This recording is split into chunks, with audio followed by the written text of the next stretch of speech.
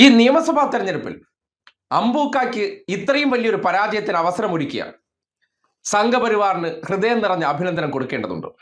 തെരഞ്ഞെടുപ്പിന് മുന്നോടിയായിട്ട് ബേപ്പൂർ മണ്ഡലത്തിൽ കഴിഞ്ഞ തവണ വിജയിച്ചതിനേക്കാൾ മികച്ച ഭൂരിപക്ഷത്തിന് റിയാസിന് വിജയിക്കാനുള്ള അവസരമുണ്ടാക്കി കൊടുത്തത് ഇക്കഴിഞ്ഞ ദിവസം ദേശീയപാത ഉദ്ഘാടനത്തോടനുബന്ധിച്ച് സംഘപരിവാർ ചെയ്ത നെറുകെട്ട പ്രവർത്തനമാണ്. അത് ജനങ്ങൾക്കിടയിൽ വലിയ ഇമ്പാക്റ്റ് ഉണ്ടാക്കിയിട്ടുണ്ട്. എങ്ങനെയാണെന്നല്ലേ, കഴിഞ്ഞ ദിവസം ബിഗ് ടിവിയുടെ ഒരു പ്രോഗ്രാമിൽ ബേപ്പൂരുകാരനായിട്ടുള്ള ഒരു മുതിർന്ന സഖാവിന്റെ പ്രതികരണം പുറത്തേക്ക് വന്നു. നാടത് കേൾക്കേണ്ടതുണ്ട്. ഒരൊറ്റ ഇൻസിഡന്റ് കൊണ്ട് സഖാവ് റിയാസ് എങ്ങനെയാണ് ആൾക്കാർക്കിടയിൽ കൂടുതൽ സ്വീകാര്യനായി, അല്ലെങ്കിൽ റിയാസ് എന്ന വ്യക്തിയോട് കൂടുതൽ താല്പര്യം ആ മണ്ഡലത്തിലെ ജനങ്ങൾക്കുണ്ടായിട്ടുണ്ട്. അതിനോടൊപ്പം തന്നെ 5 വർഷത്തെ ജനപ്രതിനിധി എന്നുള്ള നിലയ്ക്ക് അദ്ദേഹത്തിന്റെ പ്രവർത്തനത്തെ അവർ എങ്ങനെയാണ് നോക്കിക്കാണുന്നു എന്നതിന് ഏറ്റവും മികച്ച മറുപടി. ഇവിടെ 65 വയസ്സായ ഒരു വോട്ടറാണ് ഞാൻ. ചെറുപ്രായത്തിൽ തന്നെ ഈ ബേപ്പൂർ നിയോജക മണ്ഡലത്തിൽ പല സ്ഥാനാർത്ഥികളും മത്സരിച്ചിരിക്കണ്. എന്നാല് 5 മിനിറ്റ് 50 മിനിറ്റ് കൂടുമ്പോ വാക്കു മാറ്റി പറയണ ഒരു സ്ഥാനാർത്ഥി വരുന്നുണ്ട്. പ്രഖ്യാപിത നയം, ഞാനിഞ്ഞ് UDF ഇല്ല, ഇന്നെ വിളിക്കരുത്.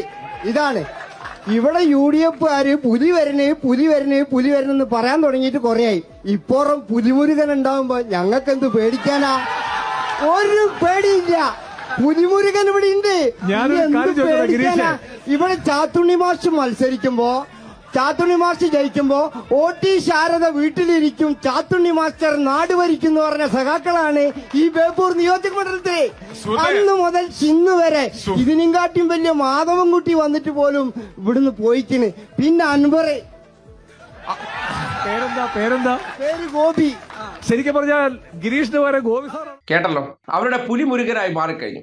ഇപ്പോ ബേപ്പൂര് പിടിക്കാൻ വേണ്ടി അമ്പൂക്കായെ ലീഗുകാർ അങ്ങോട്ട് അയച്ചതിന് ശേഷം ആ മണ്ഡലത്തിൽ വിജയം ഉറപ്പെന്നാണ് ഇദ്ദേഹം പറഞ്ഞു നടക്കുന്നത്, അല്ലെങ്കിൽ ഇദ്ദേഹത്തിന്റെ വായ്ത്താരി. അത് ഇടയ്ക്ക് ജോയ് മാത്യു തന്നെ പറഞ്ഞു, ഒരു കാര്യമില്ല, ഇവിടെ കിടന്ന് തിളച്ചു മറിയുന്നതിൽ ഒരു അർത്ഥവുമില്ല എന്ന്. അതിനപ്പുറത്തേക്കാണ് റിയാസ് എന്ന ജനപ്രതിനിധിയുടെ ഇടപെടലിനപ്പുറം ഇപ്പോൾ അദ്ദേഹത്തെ ഒരു മന്ത്രി എന്നുള്ള നിലയ്ക്ക് ആ പ്രവർത്തന മികവിനെ അംഗീകരിക്കാതിരിക്കാൻ ഒരു പൊതു പരിപാടിയിൽ നിന്ന്, അല്ലെങ്കിൽ അദ്ദേഹം കൂടി ഇനിഷ്യേറ്റീവ് എടുത്ത് യാഥാർത്ഥ്യമാക്കിയ ദേശീയപാതയുടെ നിർമ്മാണ ഉദ്ഘാടനത്തിൽ നിന്നും മാറ്റി നിർത്തുമ്പോൾ ഇടതുപക്ഷ ജനപ്രതിനിധി ആയതിന്റെ അസംതൃപ്തിയും മുഖ്യമന്ത്രിയുടെ മകളെ വിവാഹം കഴിച്ചു എന്നതിന്റെ പേരിലും ഒരു മതക്കാരൻ എന്ന പേരിൽ മാറ്റി നിർത്തപ്പെടുന്നുണ്ട് എന്ന യാഥാർത്ഥ്യം ആ നാട്ടിലെ ജനങ്ങൾക്ക് തന്നെ മനസ്സിലാവുകയാണ്. ഒരുപക്ഷെ PV അൻവറിനെ ഇടതുപക്ഷത്തു നിന്ന് പുറത്തു പോയതുകൊണ്ട് സംഘപരിവാർ വേദിയിൽ അബ്ദുള്ളക്കുട്ടിയെ എങ്ങനെയാണോ കയറ്റിയിരുത്തുന്നത് അതുപോലെ ഇരുത്താൻ പോലും സംഘികൾക്ക് ഇന്നൊരു മടിയുണ്ടാകില്ല.